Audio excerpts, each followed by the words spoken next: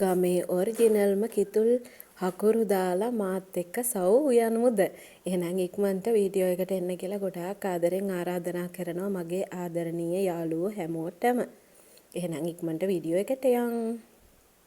මෙන්න මේ විදිහට මම සව් හාල්ලා අරන් තියෙනවා. පේනවා නේද? මෙතන ග්‍රෑම් 60ක් විතර තියෙනවා. ඒක තමයි අද මම හදාගන්න හදන්නේ. ඉතින් අපි පොල් ගෙඩියකුත් මෙන්න මේ විදිහට බින්දලා ගමුකෝ නේද? ඉතින් ඔන්න පොල් වතුර ටිකත් අහක දාන්නේ නෑ මං අනිවාර්යෙන් බොනවා. ඊට පස්සේ මෙන්න මේ විදිහට පොල් ටික හීනියට ගාගමු. ඉතින් අද මට චුට්ටක් කරදර කරන්න ඇවිල්ලා අපේ පූස් ගෙඩියා. එයාගේ සද්දෙත් ඇහෙනවා හොඳේ. ඊට පස්සේ ඔන්න අපේ සව්හාල් ටික වළඳකට දාගත්තා. මේ ඉතින් මට ගෙදර තියෙන වළං.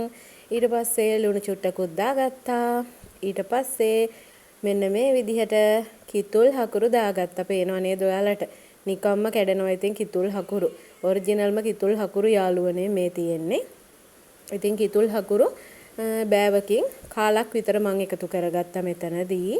ඊට පස්සේ අපි පොල් කිරි කෝප්ප එකහමාරක් දාගමු. මෙන්න මේ විදිහට. ඊට පස්සේ ඉතින් මගේ දර ලිපේ මෙන්න මේ වගේ සුපුරුදු පරිදි අපිට මේක උයා ගන්න තමයි තියෙන්නේ. ඉතින් මේ හකුරු දාලා සව් ඉව්වහම ඉතින් නේද?